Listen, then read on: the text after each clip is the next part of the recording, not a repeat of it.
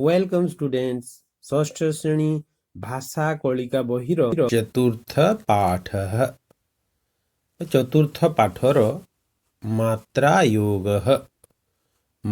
योग विषय रे पाठ करिबा।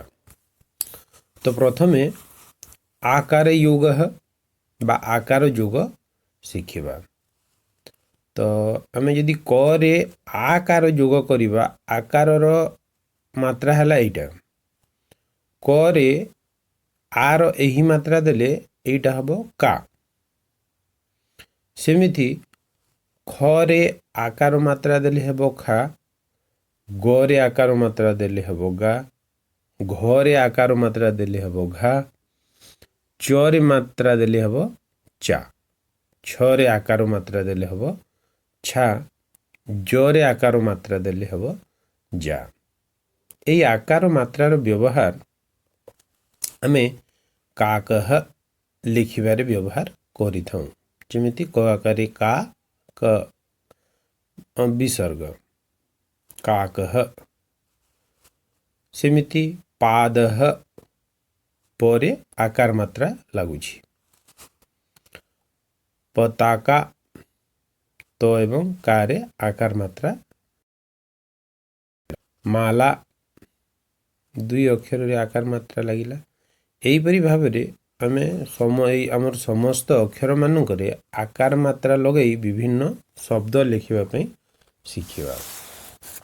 एबे देखिबा ईकार योगः बा हर्षईकार योग। तो करे यदि आमे हर्षई योग करिबा, हर्षईर मात्रा हला एटा, बामु पटु लागिबो, तो एटा हला क हर्षई। सेमिति क ख हर्षई खी, ग हर्षई गी, घ हर्षई घी, च हर्षई ची, छ हर्षई छी, ज हर्षई जी हबो। ए हर्षई मात्रार व्यवहार आमे रवि लिखिबा समय व्यवहार करूं। गिरिहि, रविहि, बिडालह, बालिका, एई सब लिखिबा समय रे आमे हर्षईकार मात्रार व्यवहार करिथाउ। एबे आमे दीर्घईकार योगः बा दीर्घईकार योग विषय रे आलोचना करिबा। क जोग दीर्घईर मात्रा हला एइटा। ए मात्रा अक्षर डाहाण पटे व्यवहृत होइथाय एमती।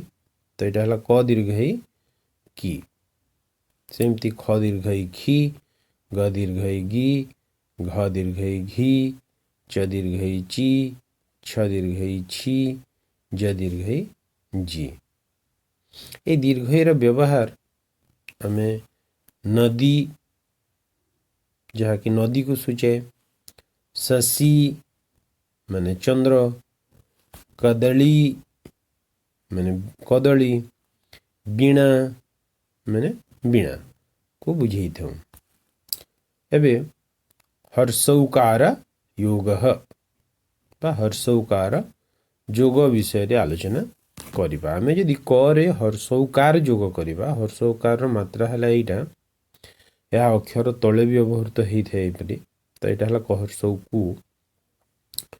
तो आमे यदि याकु त रे व्यवहार करिबा, त हर्षौ तु, थ हर्षौ थु, द हर्षौ दु, ध हर्षौ धु, न हर्षौ नु एवं प हर्षौ पु हबो। एबे शिशु, तरु, मुखम, सुनकः बा कुकुर, एई सब शब्द रे आमे हर्षौर मात्रा व्यवहार करिथाउ। तो पिला माने तमे आजी जो शब्द माने शिखिले ताकु बारंबार लिखिबा पई अभ्यास करिवो।